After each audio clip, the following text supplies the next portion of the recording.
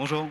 Alors Arnaud, avant de parler un peu de la marque Caddy, on va faire comme nous a appris Arthur, c'est-à-dire on a interrogé les autres pour savoir où on en était, donc on a fait un petit micro-trottoir pour voir où on en était en termes de notoriété de l'Addy. On va regarder ça et on commente après. Du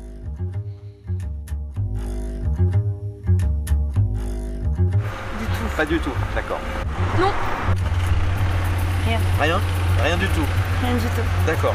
Franchement, j'en sais rien du tout. Ouais, ça me parle, je crois, l'électroménager. Ah, supermarché. Un supermarché. Ça vous dit quelque chose? Ça vous dit rien? Non. L'association? Une agence? Non. De quelque chose, je sais Non. pas. Ah, d'accord. Bon, et bah c'est bon. C'était tout ce qu'il me fallait. Bonne journée. Au revoir. Au revoir.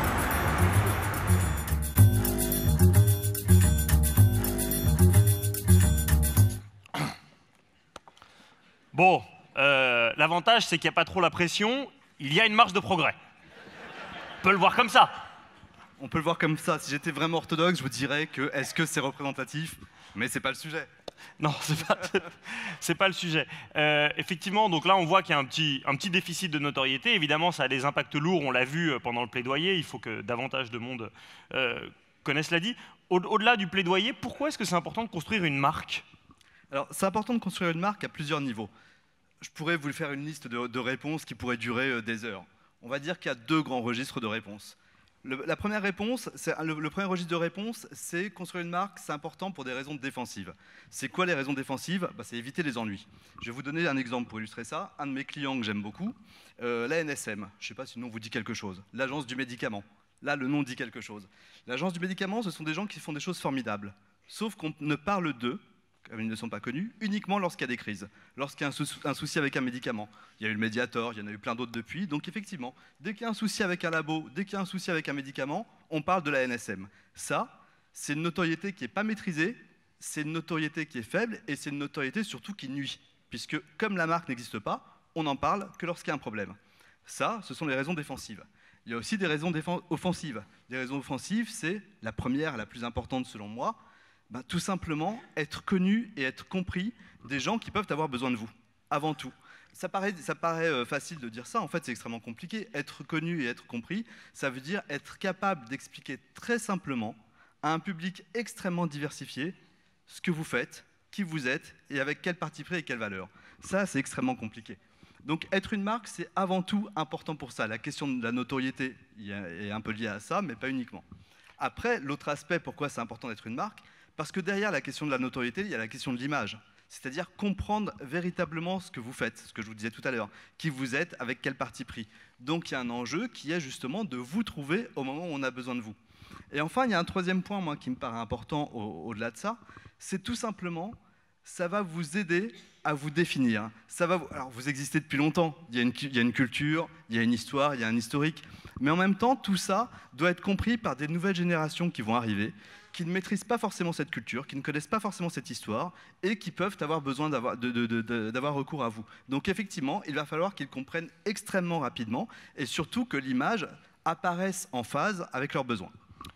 Alors, Einstein disait que c'est plus facile de briser un atome qu'un préjugé, et il y a un préjugé très fort dans le champ associatif et des ONG, c'est que de parler de marque, c'est un peu sale, c'est un peu Coca-Cola, et que si on parle trop de notre marque, on va perdre notre identité.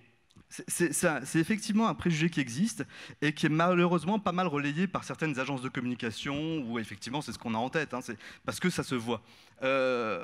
Alors moi-même, je suis le premier peut-être à utiliser une sémantique qui va vous déplaire parce que moi j'ai un peu de cet univers de la com, donc ça peut déplaire. Mais pour autant, est-ce que la marque ça renvoie forcément à ça? Pas du tout.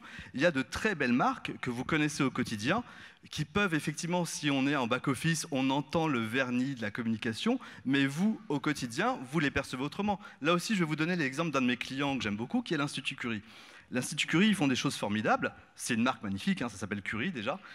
Donc en tant que marque, ça veut dire quelque chose. Ce sont des gens qui luttent contre le cancer. Vous avez un centre de recherche extrêmement poussé et 3 hôpitaux. Donc des soins et de la recherche. L'Institut Curie, c'est une marque. Et le fait d'être une marque, ça sert à quoi? Ça leur sert à obtenir des financements. Ça leur sert à faire connaître auprès de l'ensemble des médecins qu'effectivement, ils ont des centres de soins qui sont extrêmement pointus.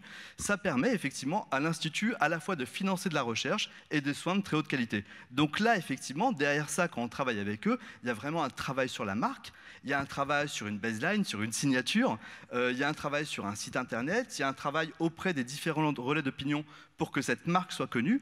Mais finalement, quand vous parlez avec eux, quand j'ai commencé à parler avec eux il y a plus de 10 ans, vous êtes face à des chercheurs, vous êtes face à des médecins, absolument pas des gens qui aiment la communication, mais qui ont compris qu'ils en avaient besoin. Et un des éléments très importants de cette marque, et qui me paraît très fort, c'est que finalement, si vous vous renseignez sur l'Institut Curie, vous allez voir qu'il y a plusieurs porte-paroles. Il y a un président de Curie, qui est quelqu'un, effectivement, qui a un discours très fort pour porter la marque de manière institutionnelle, voire aller très loin dans les partis pris, puisqu'il est à l'origine d'une loi, qui est une très belle loi, même si elle peut ne pas encore être très bien appliquée, qui est la loi contre le droit à l'oubli, qui fait que lorsque vous avez été victime d'un cancer, vous pouvez de nouveau avoir accès à un prêt. Donc effectivement, vous avez un président qui joue ce rôle-là.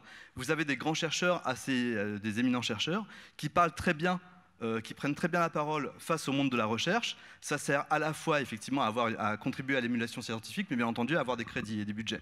Et vous avez des médecins qui parlent très bien à leurs confrères, qui parlent très bien aux patients. Donc vous avez en fait différentes personnes qui font que la marque n'est pas dépendante d'une ou deux, mais de plusieurs profils qui ont des expertises complémentaires, qui parlent très bien chacun à leur sphère professionnelle. Si on suit les avantages à consolider une marque, c'est à la fois en termes de notoriété auprès du grand public, avec une marque qui est déjà très reconnue, mais pas assez connue, et aussi d'obtenir des financements. Dans la séquence précédente, on parlait de la robustesse, c'est un gros levier de mécénat. C'est essentiel. Alors, encore une fois, la question de la notoriété, malheureusement, est souvent associée au grand public. Est-ce que vous, par exemple, vous avez besoin d'être connu par le grand public? C'est une vraie question, parce que derrière le grand public, il y a plein de profils extrêmement différents. Si vous devez être connu, je ne sais pas quelle est votre notoriété aujourd'hui, on va dire qu'elle avoisine, on va dire qu'elle est inférieure à 5%, a priori. Ce qui n'est pas grave. En revanche, c'est qui sont ces 5%? Et est-ce que les personnes auprès desquelles vous avez envie d'être connu vont pouvoir vous connaître un jour? Et c'est ça qui est essentiel. Il ne s'agit pas de se dire on veut passer de 0 à 30 ou à 60%. Ça n'a aucun sens. Et pour être très clair, en plus, ça coûte extrêmement cher. Parce que c'est que des campagnes. Mais c'est effectivement de faire en sorte que les personnes qui puissent avoir besoin de vous, vous identifient, vous trouvent et ne se trompent pas. Et ça, c'est essentiel. Toucher les bons relais d'opinion. Peut-être un dernier point, est-ce qu'il y a des... Admettons que, suite à ton exposé, l'ensemble des parties prenantes de la salle soient conscientes qu'il faut booster la campagne de marque. Est-ce qu'il y a des risques, est-ce qu'il y a des menaces à vouloir émerger en tant que marque quand on est une ONG? Il n'y a pas vraiment de menace, mais il y a un risque Enfin, un risque. Ce qu'on voit à chaque fois, moi je trouve ça toujours assez intéressant, c'est finalement, le risque, il est interne. C'est-à-dire, pour être très clair, vous allez vous engueuler. Parce que pour exister en tant que marque, il va falloir hiérarchiser les discours. Si je vous interroge chacun un par un sur ce qu'elle a dit, ses valeurs, ses partis pris, il va y avoir un discours commun, mais vous n'allez pas forcément hiérarchiser les choses de la même manière. Or, effectivement, devenir une marque, c'est avoir un discours commun. La difficulté, si vous vous adressez à un public très large, c'est qu'il va falloir avoir ce discours commun qui est compréhensible par tous. Là aussi, je vous cite un autre exemple de client. Je ne dirai pas le nom, mais je travaille pas mal avec l'univers paritaire, le monde des syndicats. Le monde des syndicats, comme tous les univers professionnels... Très agité en ce moment. Ils ont leur jargon, un peu agité. Ils ont leur jargon. Et un jour, j'ai discuté avec le président d'un syndicat qui me disait « Mais non, j'ai pas de jargon, tu racontes n'importe quoi. Oh, mon fils de 14 ans comprend ce que je dis. » Ça, c'est effectivement l'entre-soi. Donc, je lui ai effectivement proposé gratuitement de faire un sondage d'opinion. Que signifie paritaire? 1000 Français, national représentatif, ça signifie quoi paritaire? Donc, lui, il était convaincu que 100% des Français savaient. Or, un Français sur deux se trompe et confond paritaire avec la parité. D'accord? Et pour vous, c'est la même chose. C'est qu'effectivement, la difficulté à créer une marque, ça va être qu'il va y avoir quelques tensions, vous allez vous disputer. Mais finalement, c'est salutaire parce que c'est ce qui va vous permettre d'être connu des publics que vous visez, qui ne font pas peut-être partie du noyau dur qui est autour de vous habituellement. C'est des très belles engueulades en perspective. Merci infiniment Arnaud d'être venu avec nous.